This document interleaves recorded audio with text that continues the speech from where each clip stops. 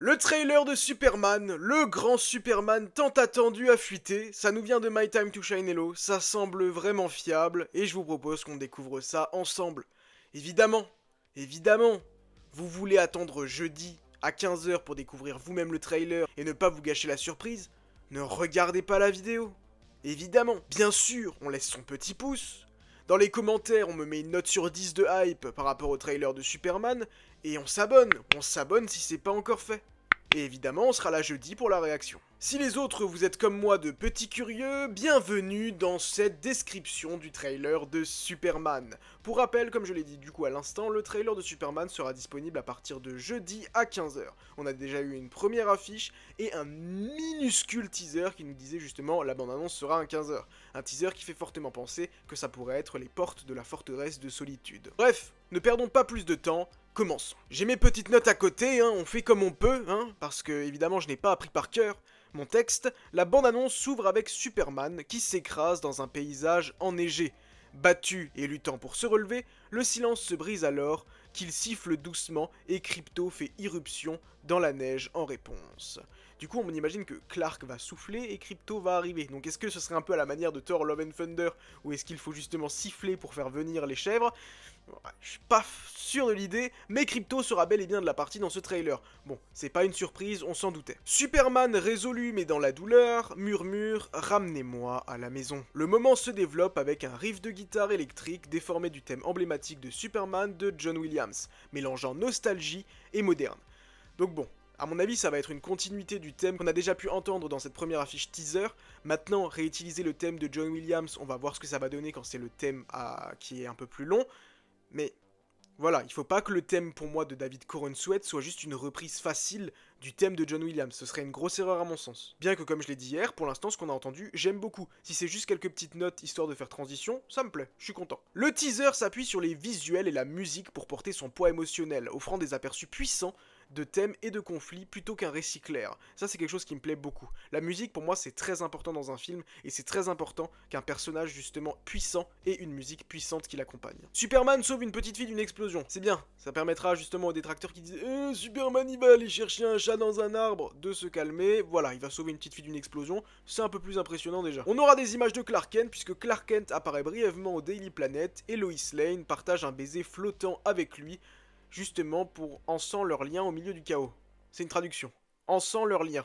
Bon, je sais pas ce que ça veut dire, mais c'est une traduction. Mais j'imagine qu'ils vont nous refaire la scène iconique qu'on a pu déjà avoir par exemple dans Superman et Lois, où justement les deux volent vers le haut, oui bah parce qu'ils vont pas voler vers le bas, ça paraît logique, et qui s'échangent justement un baiser dans le ciel. Lex Luthor se profile de manière inquiétante, faisant allusion à des plans plus sombres. Après tout c'est la menace, donc encore heureux, tandis que la forteresse de solitude réapparaît avec ses formations cristallines emblématiques. Ça me plaît.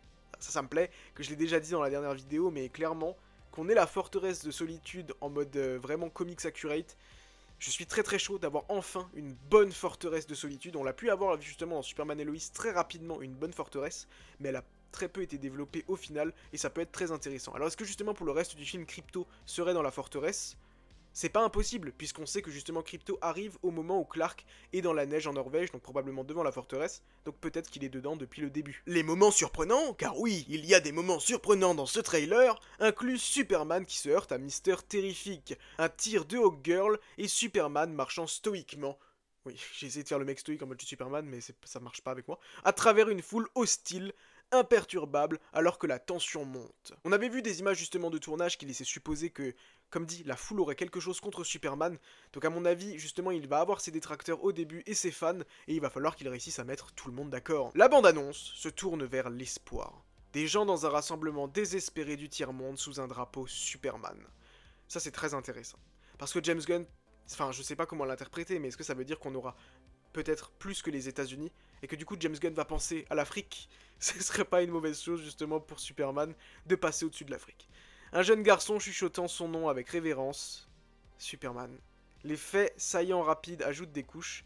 Green Lantern de Nathan Fillion respire le charisme. Nathan Fillion, moi j'ai toujours cru en lui, j'adore The Rookie, c'est une série juste géniale, allez la voir, et Nathan Fillion a ce côté je trouve héroïque naturellement, vraiment. Nathan Fillion c'est un très très bon acteur qui est beaucoup trop sous-estimé et trop sous-coté, et je suis sûr qu'en Guy Gardner il va être absolument génial. Et un moment sincère sur le porche avec Pac Kent révèle l'humanité de Superman. Ça, les scènes avec Papa Kent, c'est des trucs qui peuvent beaucoup m'émouvoir personnellement. Maintenant, si vous suivez la chaîne de manière attentive, vous le savez que je suis plutôt partisan de Clark qui perd son père à un moment donné, parce que je trouve que ça lui rajoute quelque chose. Ça lui rajoute un background supplémentaire, dans le sens où pour moi, quand il a ses deux parents, qu'il n'a rien perdu, enfin qu'il n'a rien perdu, il a quand même perdu ses parents biologiques, etc., mais il les a pas connus, c'est pas pareil. Mais quand il perd justement son pas Kent, je trouve que ça rajoute vraiment quelque chose. Que ce soit dans Man of Steel, beaucoup de gens ont trouvé ça ridicule. Pour moi, pas du tout. C'est très fort, justement, dans Man of Steel.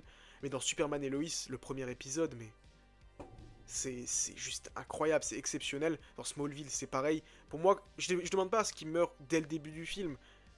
Mais pendant le film, ça rajouterait, je pense, quelque chose de puissant. Surtout, on sait que James Gunn a perdu son père. Donc je pense qu'il va peut-être aller dans cette direction. Et ça rajoutera quelque chose à ce Superman. Ça, c'est certain pour moi. Superman et Lois se tiennent ensemble, main dans la main, regardant vers le ciel, incarnant l'amour, la confiance et l'espoir. Fin de cette première bande-annonce, de ce premier teaser trailer de Superman. Je sais pas ce que vous en pensez, mais moi je pense que rien que de lire ça, ça me hype. Alors de le voir, ça pourra que rajouter quelque chose. Le truc le plus inquiétant à la limite, comme dit, ça peut être le thème, où je pense qu'il faut attendre de l'écouter pour vraiment voir ce qu'ils essayent de nous dire là-dedans. Maintenant, faut avouer que le reste, ça a l'air incroyable. J'ai l'impression que James Gunn va nous surprendre. Je le sens, James Gunn va vraiment beaucoup nous surprendre avec ce film Superman, où il va casser les codes et sortir de ce qu'il fait d'habitude, avec c'est-à-dire ce côté pop-rock. Je pense que là, on va rentrer dans une nouvelle ère de DC, et surtout dans James Gunn qui va nous proposer quelque chose d'inédit pour la première fois, et c'est une très très bonne chose, parce que, soyons honnêtes, si Superman fonctionne, que le DCU fonctionne, alors oui, j'ai toujours de très grosses réserves, parce que pour moi, commencer un univers avec Sergent Rock, Clayface et Waller, c'est une très mauvaise idée, mais à mon avis, c'est quelque chose qui n'arrivera pas vraiment. Bref, on en reparlera dans une autre vidéo. Maintenant, je pense réellement que James Gunn, si ce film Superman fonctionne, va s'occuper des autres films, parce qu'il y a quand même de fortes chances que Superman soit une trilogie, enfin, j'ose espérer. Donc s'il commence fort avec son premier film, il commence fort avec son DCU, et moi, ça me conviendra totalement. Je sais pas ce que vous en pensez, dites-le moi dans les commentaires, et nous on se donne rendez-vous très bientôt à Metropolis.